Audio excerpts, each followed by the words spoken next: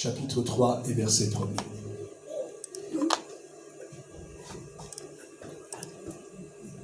On pourrait donner un titre à mon message, j'aime bien quand je parle comme ça, un titre, Seigneur, parle-moi.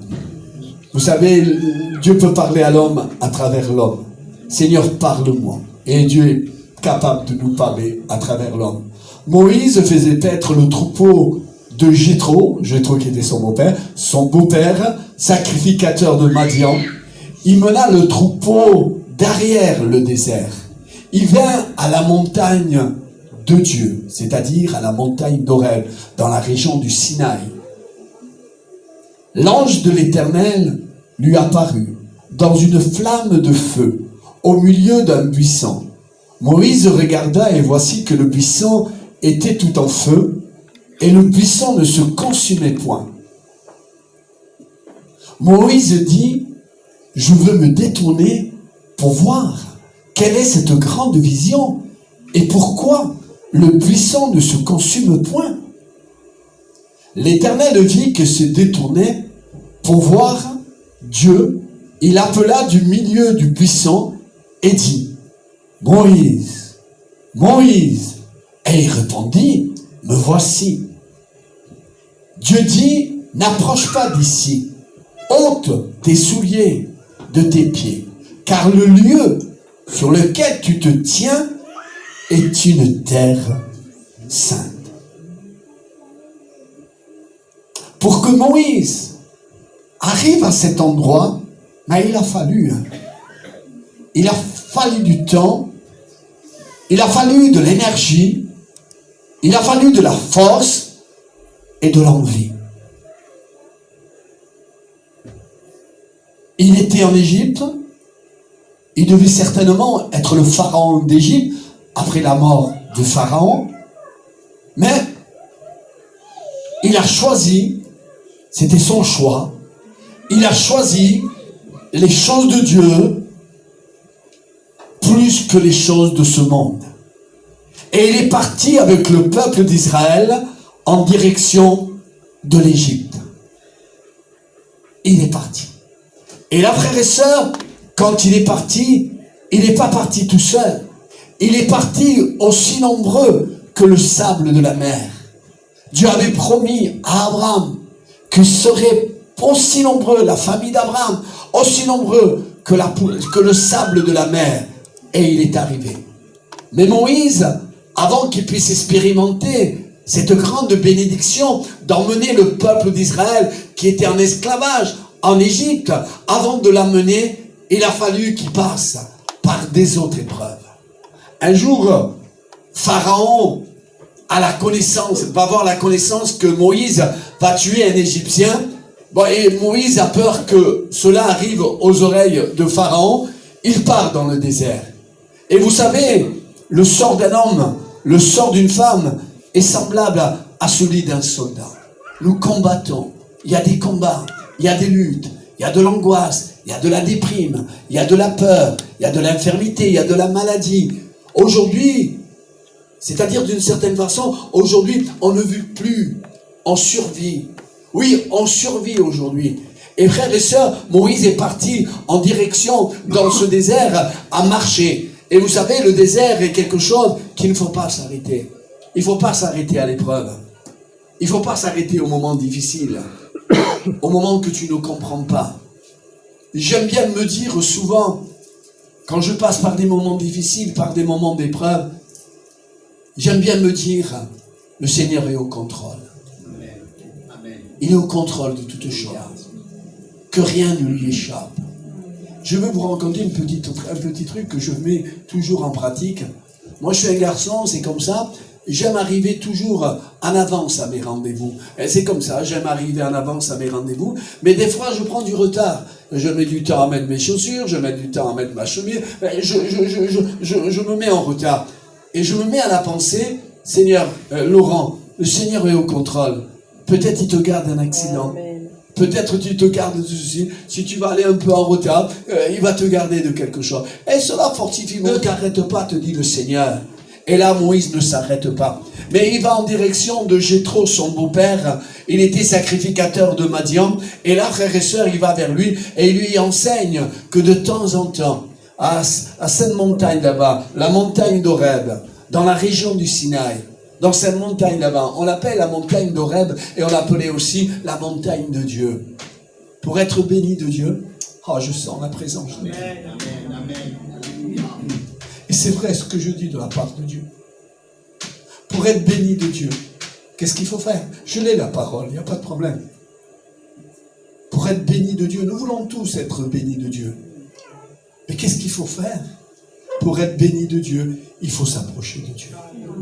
C'est tellement facile que nous nous compliquons. C'est tellement facile. Ouais, il faut lever la main, il faut lever le pied. Qu'est-ce qu'il faut faire? Ben, simplement t'approcher de Dieu. Ce que tu as fait ce soir, d'une certaine façon, tu t'es approché de Dieu. Tu t'es approché de Dieu, et en t'approchant de Dieu, mais Dieu va s'approcher de toi. Alors Moïse était vraiment dans l'incompréhension, il ne savait pas ce qui lui arrive. Et là, son beau-père va lui dire, de temps en temps, dans cette montagne d'Horeb, la montagne de Dieu, mais une flamme apparaît. Et nos anciens nous disent qu'il y a Dieu qui vient dans cette montagne.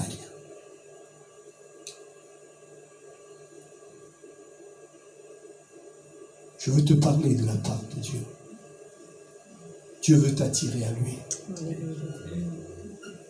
Dieu veut t'attirer à lui. Il crée des situations. Il fait des plans pour que tu viennes à lui. Dieu n'a pas pour toi des projets de malédiction, mais Dieu a pour toi des projets de bénédiction. Mais il te dit, approche-toi de moi. Dieu a pour ton foyer, pour ta femme, pour tes enfants, pour ton avenir. Il a des projets de bénédiction. Mais ne reste pas dans ton état. Ne reste pas là.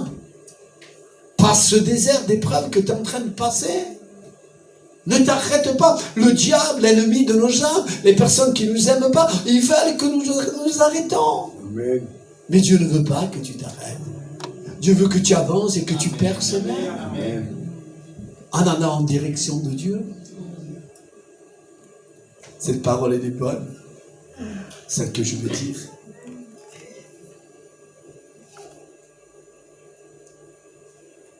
Il n'y a que les violents qui s'emparent de la bénédiction. Je vais arrêter d'être gâté. Gâté, gâteux, gâté. Je vais arrêter d'être gâté. Dans le Seigneur, on n'est pas appelé à être gâté. Mais dans le Seigneur, nous sommes appelés à être des hommes, Alléluia, des femmes, Amen, qui vont en direction du Seigneur. Amen. Combien je veux que mon foyer soit béni. Même mon foyer ne peut pas être béni loin du Seigneur. Mon foyer, mon avenir ne peut pas être béni loin du Seigneur. Mais mon avenir, mon foyer, mes enfants, mes parents, les personnes que j'aime, ne peuvent être bénis que dans le Seigneur. Amen. Qui c'est qui veut être béni ce soir? En levant sa main. Que le temps le bénisse au Seigneur. Mais Dieu te dit, pour être béni, approche-toi de moi. Et là, Moïse est là, il va vers le Sinaï. Le troupeau de son beau-père, il ne lui appartenait pas, c'était à son beau-père. Mais là, il va plus loin. Oh, je sens la présence de Dieu. Dieu quiere que vaya más lejos. Dieu veut que tu ailles plus loin avec lui. Amen. Prends ton courage à deux mains. Ne t'arrête pas. Tu n'as pas le droit de t'arrêter. Par des problèmes et par des difficultés. Tu n'as pas le droit. Dieu veut que tu ailles plus loin, plus près de lui. Et là, il prend la décision de monter dans cette montagne d'Horeb. Prends la décision. Prends la bonne décision.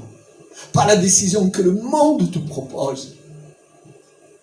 Que ta chair même, elle a des désirs contraires à ceux de l'esprit. Pas ce que te propose ta chair, mais ce que te propose l'esprit. Alors il commence à monter dans la montagne d'Horeb. Allez, monte, monte, monte. Monte. Amen, amen. Mais arrête de regarder de gauche et de droite, tu ne vas pas arriver à monter. Tu vas t'arrêter si tu commences à regarder de gauche, de droite. Vous savez ce qui arrête l'homme? quand il est animé de l'Esprit de Dieu, ce qu'arrête l'homme, c'est l'homme. Arrêtons de regarder l'homme, mais regardons au Seigneur. Au Seigneur, au Seigneur, au Seigneur, et le Seigneur tout seul. Prenons notre courage. Prends ton courage. Prends ton courage. Et va vers le Seigneur. Et là, il monte. Il veut aller plus loin. Je vais crier. Il va aller plus loin. Va plus loin. Ne t'arrête pas. Ne regarde pas aux circonstances. Ne regarde pas aux hommes. Ne regarde pas à ce qui arrive.